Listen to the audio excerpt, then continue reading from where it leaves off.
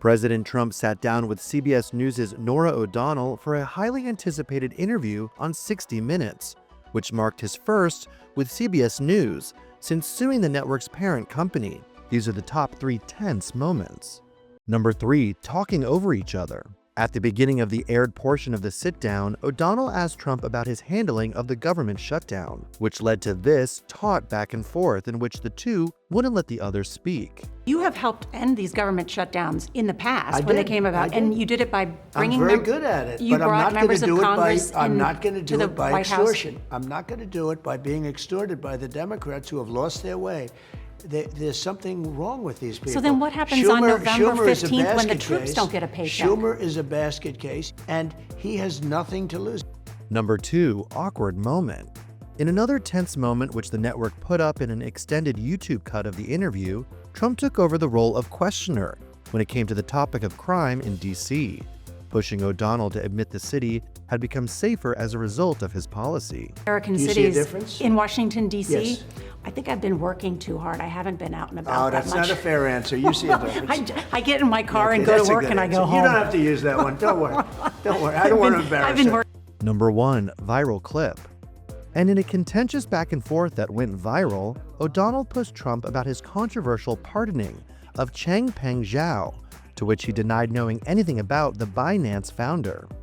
Why did you pardon him? Okay, are you ready? I don't know who he is. I know he got a 4-month sentence or something like that, and I heard it was a Biden witch hunt. How do you address the appearance of pay for play? Well, here's the thing. I know nothing about it because I'm too busy doing the other. But he got a pardon. I can only pardon. tell you that I know nothing about the guy other than I hear he was a victim of weaponization by government.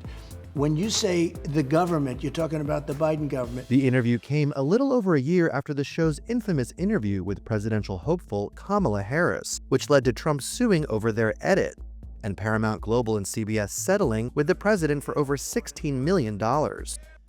Trump addressed the payout during his 60 Minutes interview on Sunday, in which he praised the network for bringing on Barry Weiss as their new editor-in-chief.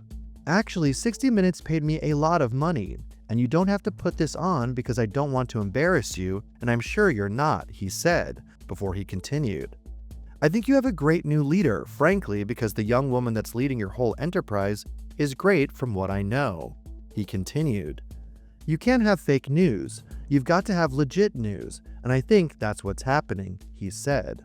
60 Minutes approached the Trump interview drastically different from the Harris interview, airing about a third of it during the broadcast and posting the majority of the rest of it on YouTube for transparency. There was a small amount of the interview that only was released via transcript though, and one section in particular seemingly could have been the most contentious and tense part of the entire interview.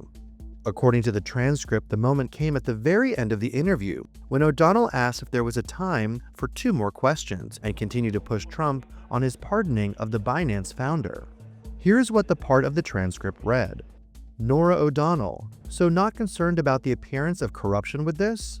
President Donald Trump, I can't say because I can't say. I'm not concerned. I'd rather not have you ask the question. But I let you ask it. You just came to me and said, can I ask another question? And I said, yeah, this is the question. Norah O'Donnell, and you answered. President Donald Trump, I don't mind. Did I let you do it? I could have walked away. I didn't have to answer this question. I'm proud to answer the question. You know why? I've taken crypto. Norah O'Donnell. But just generally speak, President Donald Trump. Excuse me, we're number 1 in crypto in the whole world. Other people want to be. They're fighting like hell to be. But we're number 1 in crypto because I'm the president. Biden wanted to also at the very end, he totally switched his thing. Biden was totally in favor of crypto at the end.